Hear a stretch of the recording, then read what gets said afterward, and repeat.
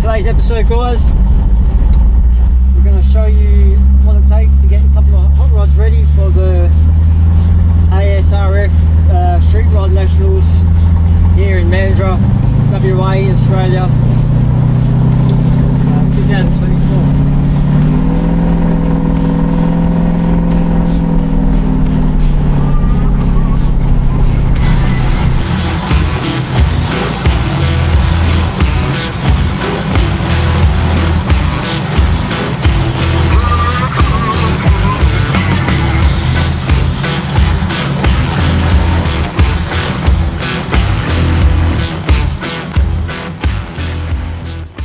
Yeah, here we go, guys. Just different than this one. I've just sort of filmed as much as I could with these two cars because the process was quite lengthy. And now we're just going to go over it, and I'll show you all the things that we've done, and maybe explain in a little bit more depth. So yeah, here we go. All right. So obviously, starting any sort of detail is getting the car sort of clean. Now everyone's probably thinking, oh, this is just pretty basic, just clean it and go. So both these cars have exposed engine bays, and they're not entirely dirty in terms of being driven on the roads a lot. So it's mainly just a dust thing, and for that I always use a waterless wash, as you can see here.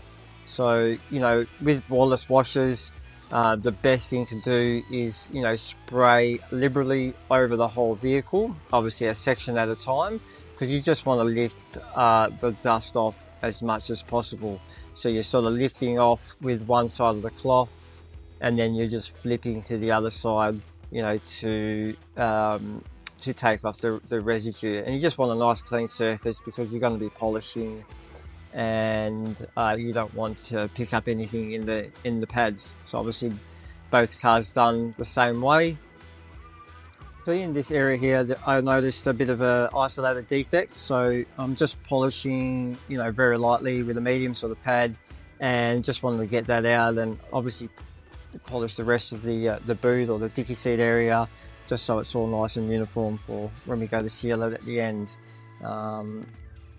In just a second we'll go through why we don't actually, or why I chose not to polish the side areas of this hot rod.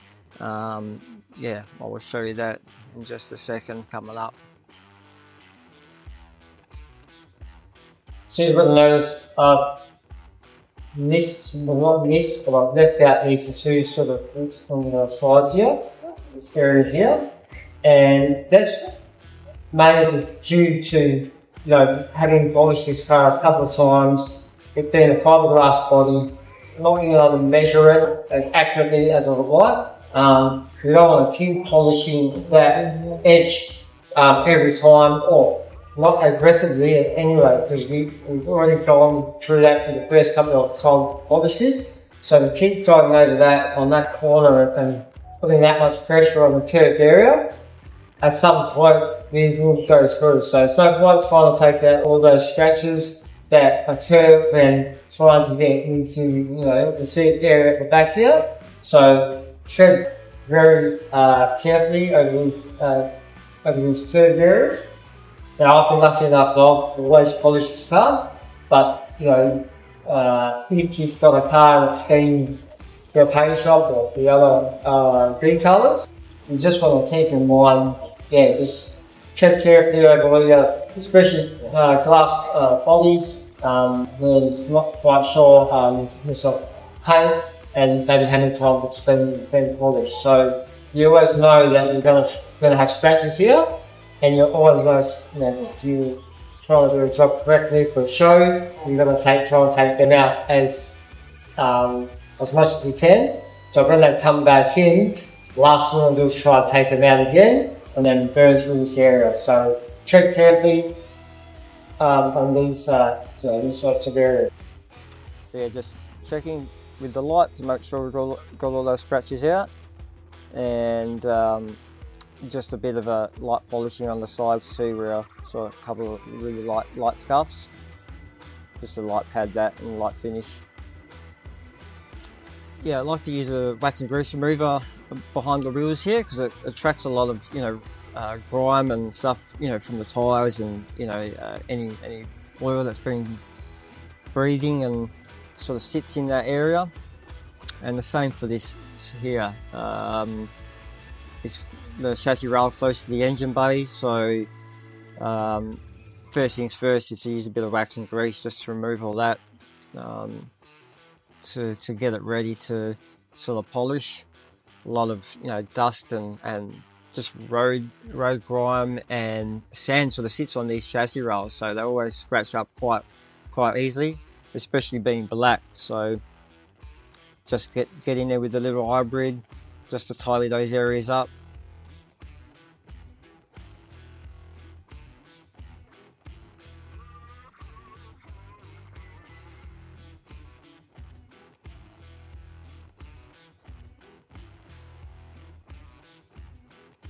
Just a light compound with a light soft pad.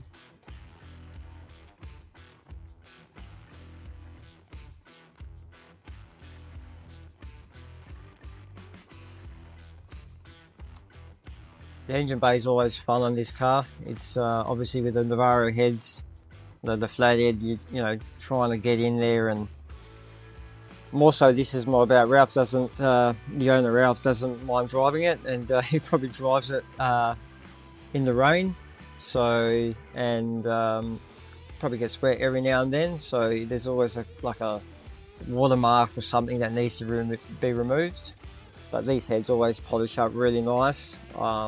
I use probably a bit of auto sol if it needs something aggressive, and then we finish off with the brilliant metal polish. Again here, a bit of wax and grease, always to remove the previous tyre shine that's been on there. I generally like to have, you know, the tyres looking more satin and natural. Some people like them a lot more glossier, so I always prepare them with a bit of wax and grease before I put my sort of tyre shine on there, and then just a bit of a waterless wash on the inside too. To you know, these didn't need much. Like I said, this car's been done before, so just some light cleaning and light polishing. There's also, you know, you can get yourself some white wall cleaners and stuff like that, but that didn't need it on this one.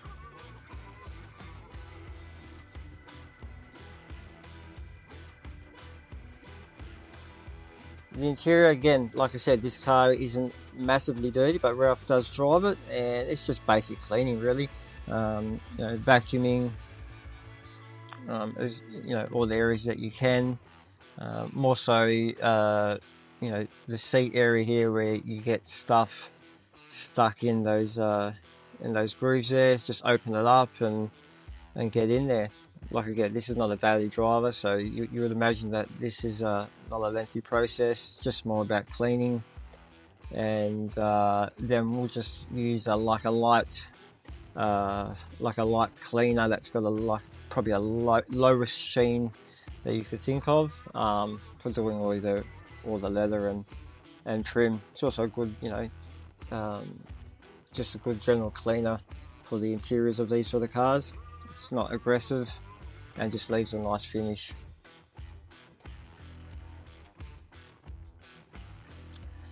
Yeah, waxing. So this car has probably been coated previously, but because we've polished this obviously boot area, I'm just trying this new wax from Ammo, just to see what it come up like, and yeah, just to make sure that we've obviously whatever we polish, we always like to seal with a wax or coating.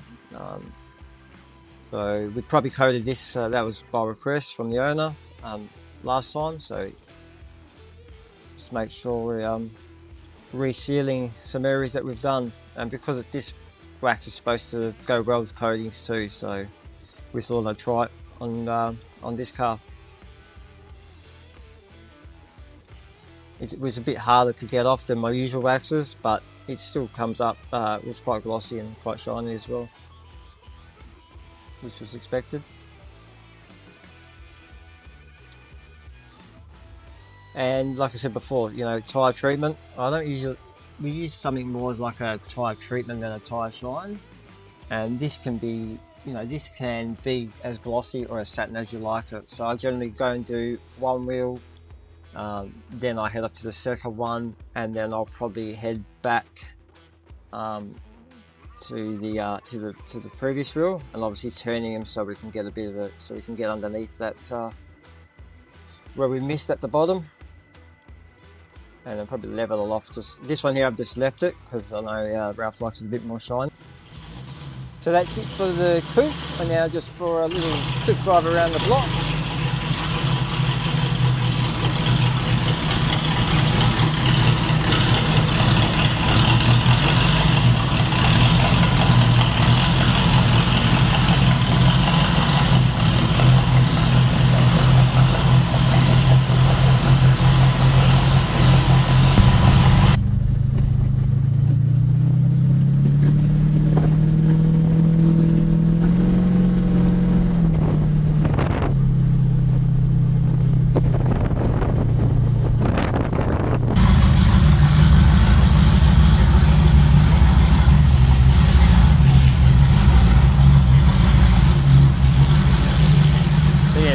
Definitely a cool car to drive, and can't wait till I do my own. So onto the Tudor now.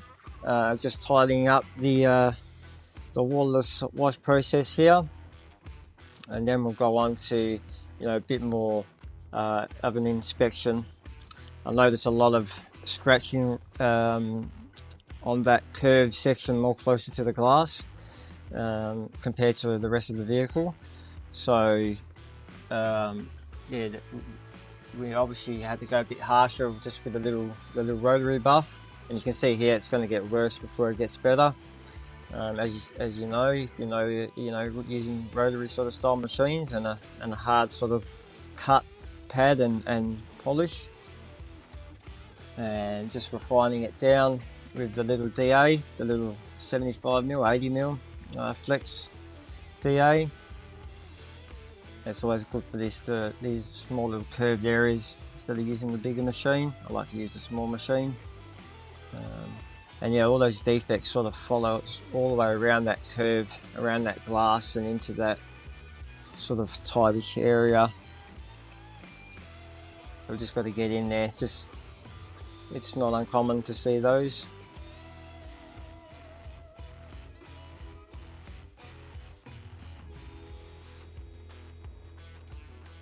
You can see here a lot better after the finishing process,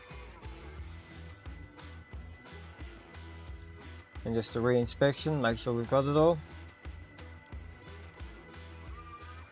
Now this is weird. What I did here is these spears I actually metal polished them, and as I was going, so I used a little sort of microfiber, a little pad, and did all the metal polishing before I did the actual machine polishing of the paint on the roof. So we sort of did it all in one.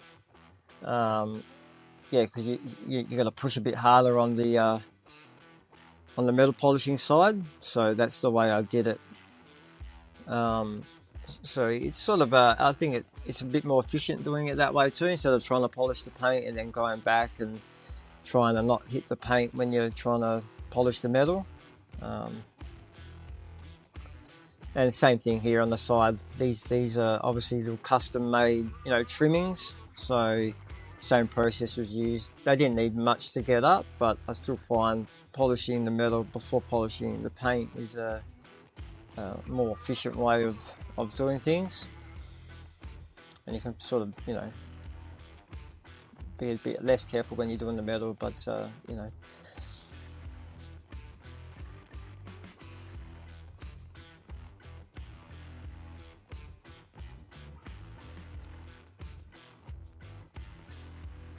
it's easier to get all the excess stuff around that trim too all at once.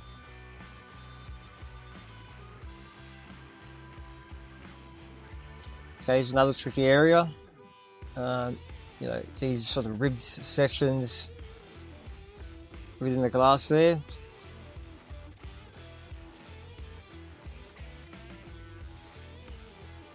They weren't bad, but we still wanted to polish the whole car and just make sure we can fine tune as many areas as possible. And this is just using, you know, sort of a medium pad with a sort of finishing polish. These are sort of the areas that get scratched up the most in maintenance areas. This was a really tough area here too. You can see what it was before and what we're trying to get out of there. Always areas that are close to those sort of ribbed areas are always a bit harder to, well, been harder to fix. And they're always sort of the ones that always missed, you know, because you're not going to push a sander close to that edge and risk burning through. So you can see we've got all that out there too. Same sort of scenario on the back edge. This is common, you know, it's not unusual to see this sort of stuff. Sometimes it doesn't come up, you know, even till, you know, months later, because once you get some sink back in the paint and that, you know, even it can be missed, you know, by anyone.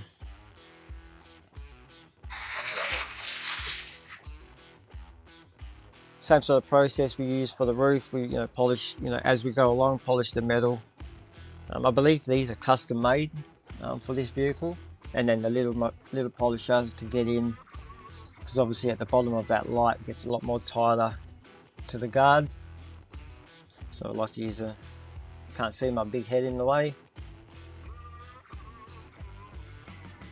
The smaller polisher just seems to hit in those tighter areas better. Just general cleaning here. Obviously with these buds here, you know, one of my favourite tools for this sort of stuff. Just getting in there. You know, obviously we didn't use water, you know, we didn't hose anything down, so the remainder of the stuff that you can't do with a water wash, you need to tuck in. Again here, same as the other side, but we use the smaller pad and the hybrid for this little area here. And just do them all individually. Again, nothing aggressive. Just making sure we cover the whole vehicle. I find the bigger machine in this area here was just bogging down and not, you know, getting the same correction that I wanted. So I just moved to the small polisher in these areas here. It just has, you know, that ability to get in a tighter area.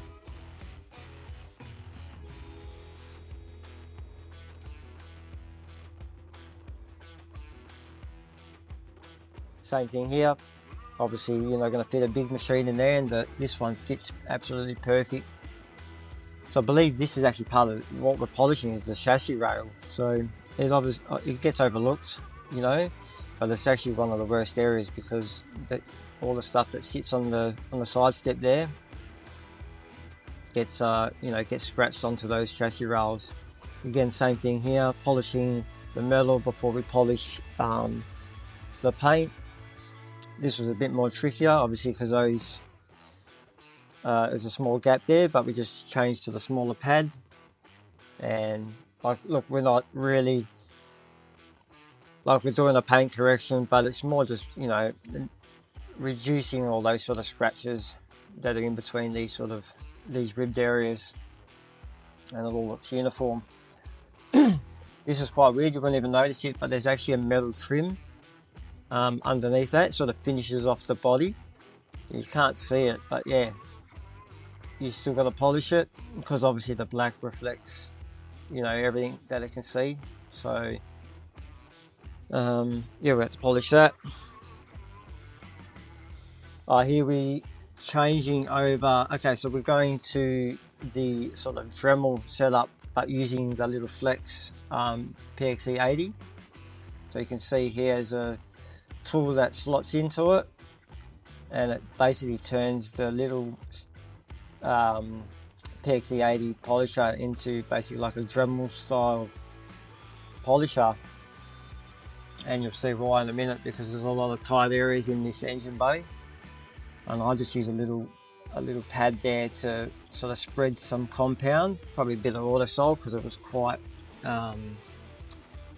oxidized, and then we just try and chuck this in as many grooves as we can where we can't fit our hands or fingers, or not well enough to get the polish to shine up anyway. So it's a great little tool, that one.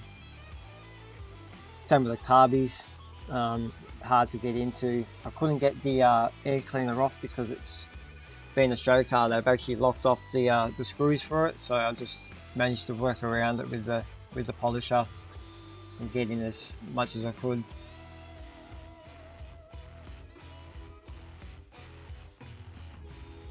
So the manifold, obviously, you know, being an engine, there's a lot of oil and that sitting in there. So I just sprayed some, obviously again, wax and grease remover, and I just used one of my actually vacuum tools to sort of dislodge it, I suppose, and then I used this paint mixer stick and a cloth to just try and stick the cloth in there as far as I could to obviously, you know, soak it all up. No rocket science here, just getting in grooves, using the light.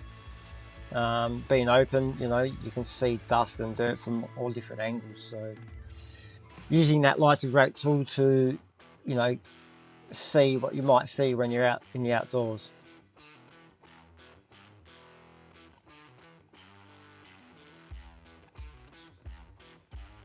Yeah, same sort of scenario here that we used on the coupe. Just a smaller pad.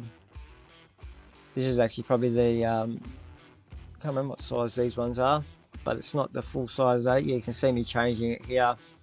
So we're going to go to the smaller pad, because it was quite tight in there. Nice soft one for some refinishing. These are the sort of areas people don't realise that goes into, cleaning these or polishing these sort of cars. And it's all to make everything uniform. So it's all well and good to polish, you know, all the big guards and that, but you know, it's all got to flow as well. This is one of the last minute things, polishing the wipers.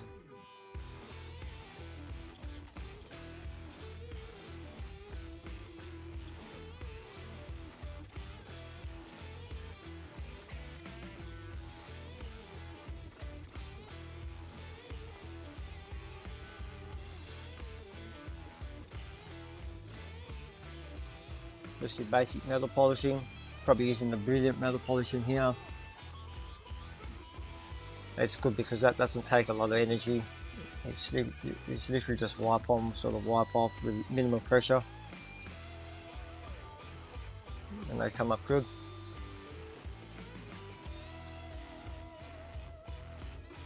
Since final, you know, the softest pad and, you know, just a finishing polish over those rounded areas that we were working on earlier. This is just all about refinement. It's just the more you do this, the more refined that it is. Okay, we're back with the bit of wax and grease again on these sides. These ones are really greasy, and they've got a lot of grooves in them. So it took a bit to get these sort of up and clean. Again, with what I like to use, the Swiss Wax one, just inside I like to get in those sort of grooves as well. And this one, because the car's, you know, quite glossy and black and the wheels are quite shiny, you know, you don't need to go, well, I don't think you need to go too shiny on the actual tyres. So we're just spreading the treatment here as much as we can, and then I'll wipe it off, you know, after a few, maybe 30 seconds or so, and it just gives it a more satin look. Again, pushing the car forward and back is not good for my hernias, but we just like to make sure it's an even, and we get around the tyres nice and evenly.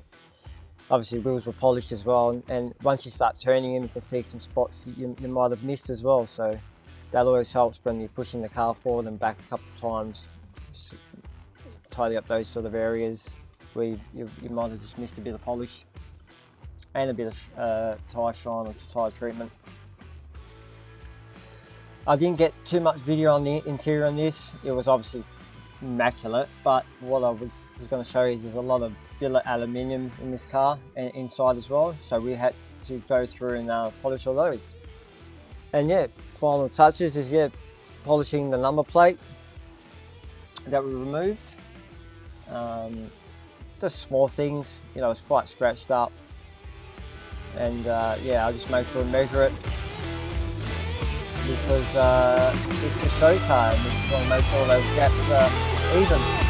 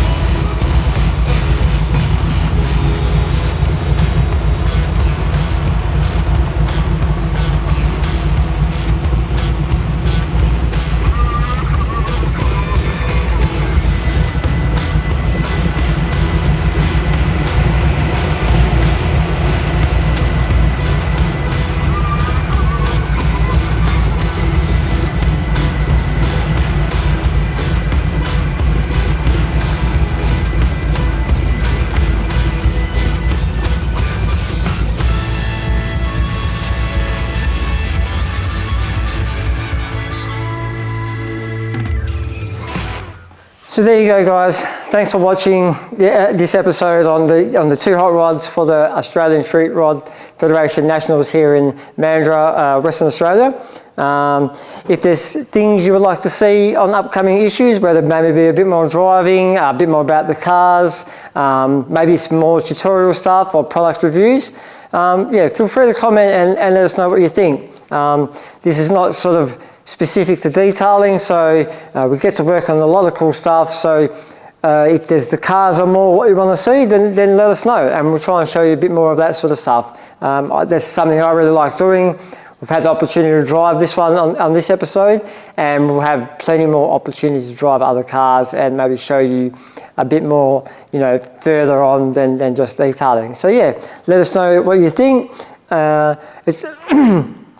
Check out our obviously our merchandise store as well.